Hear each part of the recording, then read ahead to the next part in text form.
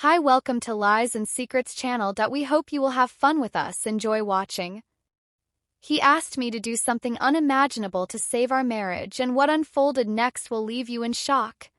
Before we get into it, make sure to like this video and subscribe for more jaw-dropping stories. The room was dimly lit, with only the soft glow of streetlights sneaking through the curtains. I found myself perched on the edge of our bed, my hands shaking as I gripped the fabric of my nightgown. The air was thick, with years of tension finally reaching a breaking point that neither of us could ignore. "Emma," he whispered, his voice cutting through the silence like a knife. I turned to face him, my husband, whose expression was a mix of longing and desperation. His once warm eyes now held a chilling darkness that sent shivers down my spine. "What is it, Aiden?" I managed to ask, my voice trembling with fear and resignation. He hesitated, glancing at the corner of the room where our beautiful dog, Michael, lay peacefully asleep, unaware of the turmoil surrounding us. "I want you to sleep with Michael. I'll watch." The words hung heavily in the air, a grotesque request that felt like a betrayal of everything we had built together. My heart raced, pounding against my C*******T, as if trying to flee from the reality of his demand. "You can't be serious," I stammered, disbelief and horror mixing in my voice. "I am," he replied, his tone growing firmer. "Something I need. If you do this, I promise our marriage can go back to how it was." I searched his face, desperately looking for the man I once knew. But all I found was a stranger consumed by desires I couldn't understand. "And if I refuse?" I challenged, my resolve hardening. "Then we're done," he stated flatly, his eyes cold and unyielding.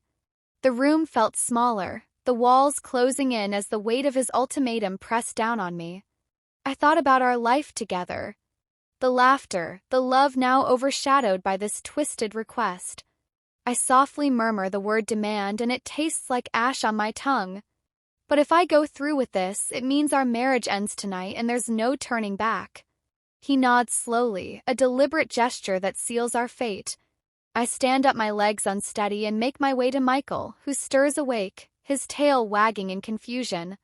Behind me I can feel Aiden's breath quickening his anticipation. Thick in the air, everything is set for a performance neither of us fully grasps the consequences of. As I reach for the bedroom door and lock it with a click that echoes like a gunshot, I can't help but reflect on how we ended up here, how love morphed into something so unrecognizable as I prepare to cross a line I never thought I would. I wonder what lies ahead, what happens when we step back out into the ruins of our former life. The morning after feels surreal, like the house has transformed into a hollow shell of what it used to be. I wander through the rooms, my footsteps echoing in the emptiness, each step a reminder of last night. The sunlight streaming through the windows feels almost mocking, casting long shadows that seem to accuse me. I find myself in the kitchen, once the heart of our home, where laughter filled the air over morning coffee. But now the silence is overwhelming. I pour a cup, watching the steam rise, but it does nothing to chase away the chill that has settled deep within me. Sitting at the table, my eyes drift to the empty chair across from me where Aiden used to sit, and the absence is a heavyweight. My mind races, trying to piece together how we got to this point, when the phone rings, cutting through my thoughts. It's my sister Charlotte, her voice laced with concern. "Emma, how are you holding up?" she asks, her tone gentle yet probing. "I'm coping," I reply, my voice flat, revealing none of the chaos swirling inside me. "It's just a lot to process." She lets out a heavy sigh filled with empathy as she contemplates whether I need company. "You shouldn't be alone right now," she says. I hesitate, torn between the comfort of having someone around and the overwhelming nature of it all. "Maybe later," I finally reply, needing some time to gather my thoughts. After we hang up, I drift back to the bedroom, the site of last night's chaos. The bed remains unmade, sheets tossed aside in my rush to escape. I deliberately avoid looking at it, focusing instead on the mundane task of packing. Each item I place in my suitcase feels like a fragment of my life being sealed away. Suddenly the doorbell rings, jolting me from my thoughts. It's Aiden, his expression, a mix of guilt and determination. He stands at the door, hesitant to enter. Emma, can we talk? He asks, his voice low and almost pleading. I nod and step back to let him in, maintaining some distance between us. We settle in the living room, the air thick with unspoken tension. I didn't think it would come to this. He begins avoiding my gaze. I thought maybe it could fix us.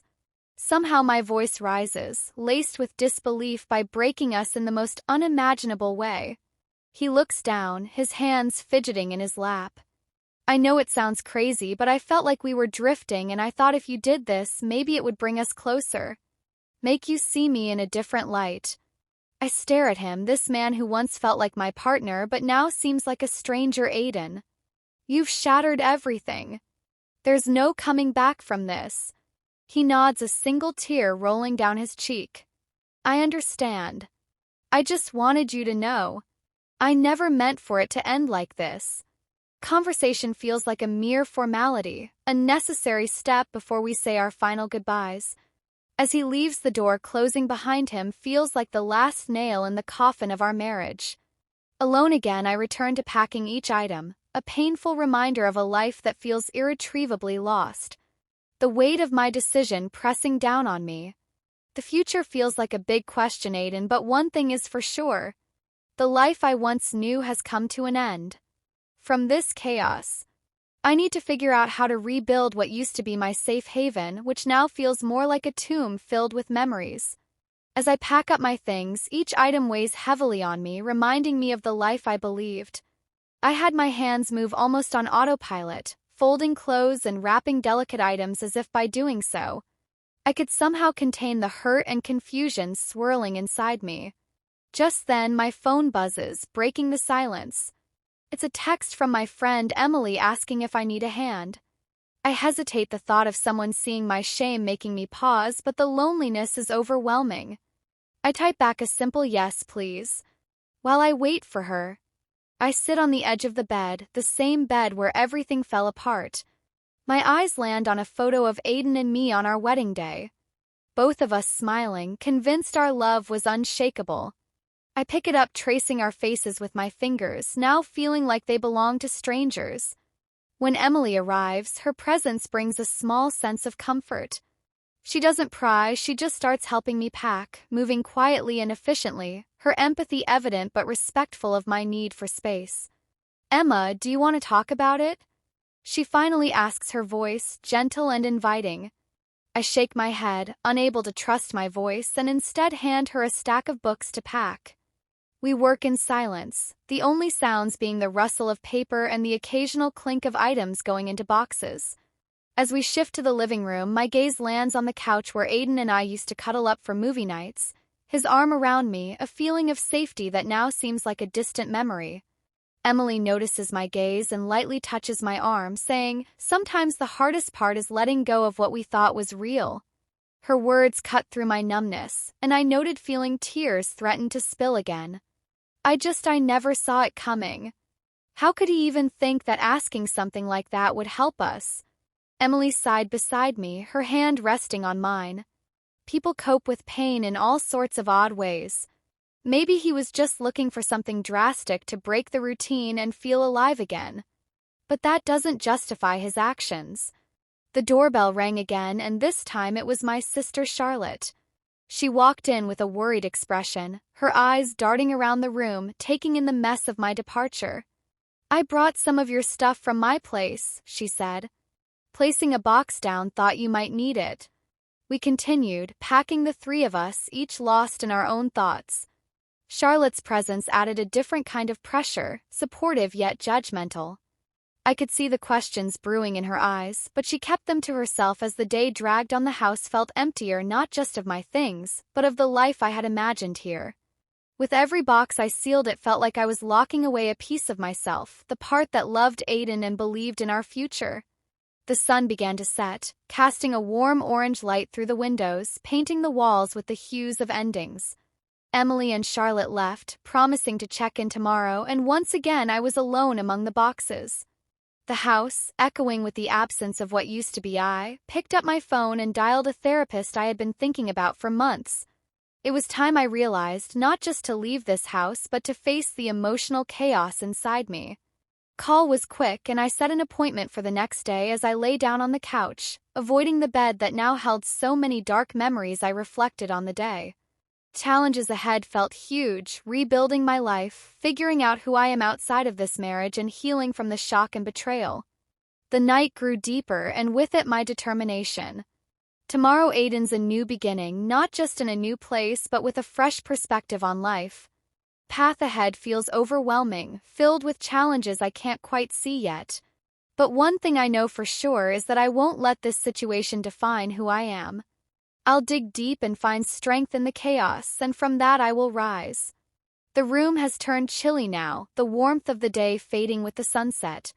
I find myself truly alone in a house that used to resonate with joy and love. The boxes surrounding me stand as silent witnesses to the unraveling of my life, each one representing choices made and lines crossed. The silence is stifling a heavy weight that crushes any hope of finding peace. I pick up a photograph gazing at our younger, happier selves, and the image blurs as tears well up in my eyes, not just for Aiden's absence but for the loss of who I used to be. Before everything changed, my phone buzzes, breaking the stillness. It's a message from my therapist confirming tomorrow's appointment, acknowledging that I need help. Feels like another defeat, yet it's also a step toward reclaiming a part of myself. I set the phone down and look out the window at the night sky, a blend of deep blues and purples with stars barely visible through the city lights. In this moment of quiet reflection, the reality of my decision to leave. Aiden sinks in not just the act of leaving, but the realization that I've entered a new phase of my life, one I must navigate on my own. Suddenly the doorbell rings, jolting me from my thoughts. It's late and I'm not expecting anyone, with a mix of fear and curiosity. I approach the door. When I open it, I find a small envelope on the doorstep, no return address, just my name in Aiden's familiar handwriting. My hands tremble as I pick it up, the paper, feeling electric in my grip. Back inside, I sit at the kitchen table, the same one where we shared countless meals and where he once proposed to me. The envelope feels alive with unspoken thoughts, and after taking a deep breath, I finally open it to reveal a letter from Aiden.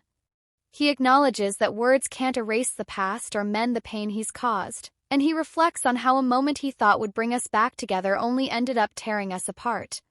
Aiden admits to his failures and the twisted desires that led us here, and while he's not asking for forgiveness, knowing it might be too soon if ever he wants me to know, he's seeking help.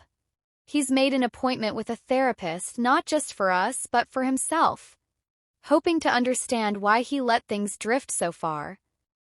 He recognizes that I deserve better, and he hopes I can find peace even if it means without him. As the letter slips from my fingers and lands on the table, I feel a mix of relief and fresh pain wash over me. His acknowledgement of needing help feels like a small victory, but it's overshadowed by the harsh reality that our marriage has come to an end. The night stretches on and I feel my resolve. Solidifying this letter isn't just Aiden's farewell. It's also mine, Aidening a break from the past and sparking my own journey toward healing and self-discovery. I move through the house with newfound purpose, seeing each room not just as a reminder of what we lost, but as a space for new beginnings. The living room where we once danced to our song could become a place for fresh starts, and the kitchen where we cooked together could be where I learned to cook for my own joy. With the letter in hand, I walk to the fireplace, the cold hearth stark against the warmth it used to hold. I strike a match and watch as the flame catches the edge of the paper, consuming the words, the ink curling and blackening, transforming Aiden's confession into ashes. As the final letter turns to ash, something stirs inside me, igniting a fierce determination to survive. The house, once filled with empty rooms and haunting silence, transforms from a tomb into a launch pad for new beginnings. I settle back onto the couch, wrapping myself in a blanket, not just for warmth but for a sense of security. The night stretches ahead, the darkness outside mirroring the chaos within me. Yet as I close my eyes, I realize I'm not merely drifting off to sleep.